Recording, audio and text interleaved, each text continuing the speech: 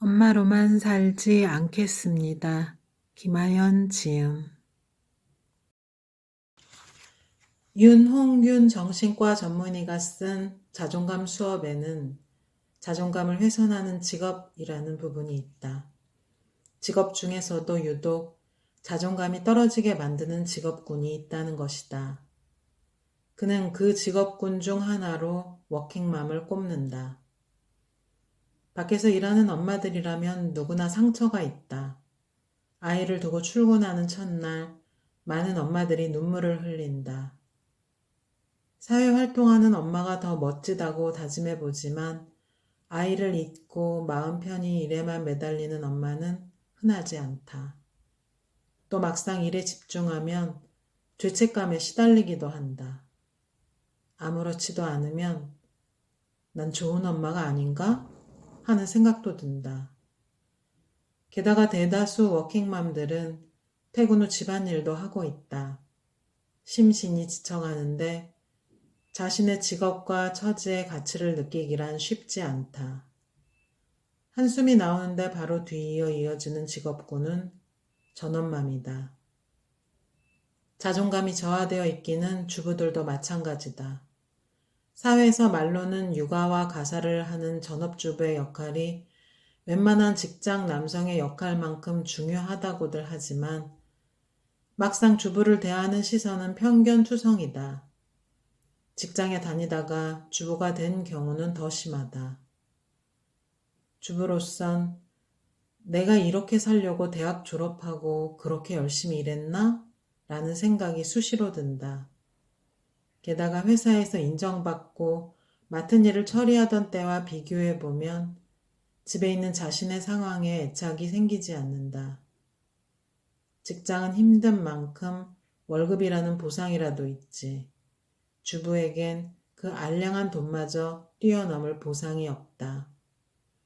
결국 엄마는 워킹맘, 전업맘 가릴 것 없이 자존감이 낮아지기 쉽다는 것이다. 동의한다. 엄마가 되고 나 스스로가 초라하다고 느껴질 때가 많았다. 그리고 궁금했었다. 왜 이렇게 자존감이 곤두박질 치지? 윤 전문의는 자존감은 두 가지 측면이 있다고 말한다. 감정적으로는 자신을 사랑하는 마음이며 이성적으로는 스스로 결정하고 자신의 결정을 존중하는 능력이 그것이다. 이 설명에서 힌트를 찾을 수 있었다. 엄마가 되니 아이를 사랑하기 바쁘다. 나를 사랑할 틈이 없다. 아이의 보호자로 결정한 일은 하루에도 수십 가지다. 그 결정이 말도 하지 못한 아이를 대신해 내리는 것이니 더 어렵다. 혹시 내가 결정을 잘못 내려 아이에게 부정적인 영향을 끼치는 건 아닌지, 결정을 내리고 난 뒤에도 다시 생각하고 또 생각한다. 그러니 엄마가 되면 자존감이 롤러코스터를 탄 듯 오르내리는 게 당연하다. 다소 역설적이지만 엄마라서 자존감이 쉽게 떨어지지만 엄마이기에 자존감을 유지해야 한다. 아이는 엄마의 몸에서 떨어져 나왔지만 심리적 탯줄로 연결되어 있다. 엄마의 말, 표정, 행동, 감정 등에 하나하나 영향을 받는다. 그러니 아이에게 좋은 영향을 끼치고 싶다면 내 자존감부터 챙겨야 한다. 나를 나와 가장 친한 친구라고 생각하는 것도 방법이다. 화장실에 갈 때마다 거울을 보며 씩 한번 웃어준다. 오늘 잘하고 있네. 복도에서 마주친 선후배에게 웃으며 인사하듯 나에게도 똑같이 하는 것이다. 웃어줄 일이 있어 웃는 게 아니다. 그냥 웃어준다. 유독 일이 잘 풀리지 않은 날은 퇴근길에 천천히 걸으며 스스로에게 얘기하기도 한다.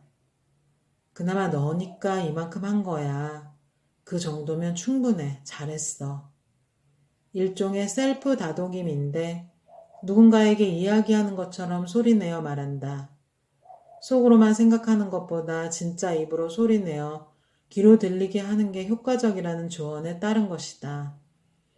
나에게 이야기하는 게 민망하더라도 한번 해보면 느껴진다. 생각만 하는 것과 귀로 듣는 건 확실히 다르다. 정말 누군가에게 토닥임을 받는 것 같아 기운이 난다. 비슷한 맥락에서 글을 쓰는 것도 효과적이다. 자기 전 한두 줄씩 편지 같은 일기를 쓴다. 아이들이 지금 내 나이만큼 자랐을 때 들려주고 싶은 이야기를 적는다. 오늘도 쉽지 않은 하루였지? 잘 보내줘서 고마워. 내일은 더 나을 거야. 수고했어. 적고 다시 읽다 보면 나에게 보내는 응원가처럼 느껴진다. 결정을 가볍게 접근하는 것도 자존감에 도움이 된다. 결정이 틀릴 수 있다는 것을 받아들이는 것이다. 예능 프로그램을 보다 보면 출연진들이 결정을 해야 하는 순간마다 장엄한 배경음에 드디어 결정의 순간 식의 자막을 더한 편집을 보게 된다. 극대화된 긴장감에 내 손에서도 땀이 난다. 그리고 결정을 하면 마치 상황이 끝났다는 듯 이후는 보여주지 않는다. 그러다 보면 결정을 할 때 최고의 결정, 후회 없는 결정을 해야 한다고 생각하게 된다. 결정을 내리는 것이 더 어려워진다. 하지만 애초에 후회 없는 선택이란 존재하지 않는다. 모든 선택에는 득과 실이 있고 선택을 한 이상 선택하지 않은 것들에 대한 미련이 남는 것은 당연하다. 그러니 결정의 순간보다 결정 후 과정에 집중해야 한다. 결정을 내리는 데 쓰는 에너지는 줄이고 옳은 방향으로 끌고 나가는데 그 에너지를 쓰는 게 낫다. 그럼에도 불구하고 흔들린다. 그럴 땐 반대의 목소리를 차단한다. 결정을 내리기까지는 득과 실을 두고 계산했다면 결정을 내린 뒤에는 득만 바라보는 것이다. 아이를 키우며 일을 하다 보니 이런 질문을 종종 받는다. 아이를 두고 일하러 나와도 돼요? 괜찮다고 답해도 굳이 한마디 못한다. 잘 자라고 있는 것 같아 보여도 아이 마음속에는 상처가 자라고 있을지도 몰라요. 이렇게 말하는 사람도 하나의 가능성을 말하는 것뿐이다. 알고 있으면서도 그런 말을 들으면 마음이 싸늘해지는 건 어쩔 수 없다.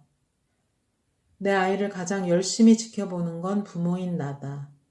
적어도 아이가 정말 괜찮은지, 괜찮은 척 하는 건지, 괜찮으려고 노력하는지 구분할 수 있다. 그러니 가능성을 앞세운 타인의 말에 흔들릴 필요 없다. 흔들릴 때는 의도적으로 내가 듣고 싶은 조언을 해줄 수 있는 사람을 찾아도 좋다. 일종의 조언 편식이다. 조언만큼은 굳이 골고루 먹지 않아도 된다. 귀에 쓴 조언을 들어봤자 마음의 상처만 깊어진다. 귀에 달콤한 조언을 듣고 기운내 앞으로 나아가는 게 낫다.